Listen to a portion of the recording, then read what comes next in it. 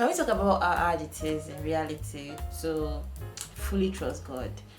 Especially if you have been so used to depending on yourself and depending on your parents, for example, or depending on a friend or a person. Like, yes, the fact still remains that we should trust in God, but in reality, like practically doing it, it's harder than it seems. Like, what do we do? Like being able to be vulnerable around Him and seeing your mind. Yes, He knows your mind, but like facing Him, I'm like, and being real. It's just like talking to yourself at the end of the day, because you know you can't see Him in person. So if you're saying all of those things, it's like you're talking to yourself, and sometimes people don't want to live.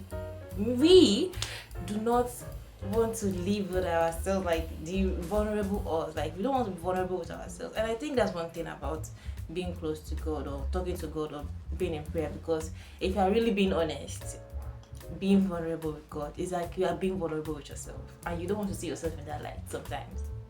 Sometimes trusting Him with your prayers, trusting Him with the hard times, trusting Him with the little things, not even just the big things alone, like trusting Him with small things, not even about the future, trusting Him like that. It's just when it gets, maybe you understand, Sha. Because there's some prayers you can trust that, oh God, I'm going out to please stay be with me. That one is a prayer that you can still depend on God with. But then, like, there are some prayers, I wish I had examples right now. Okay, like for example, that I'm feeling lonely and I need friends.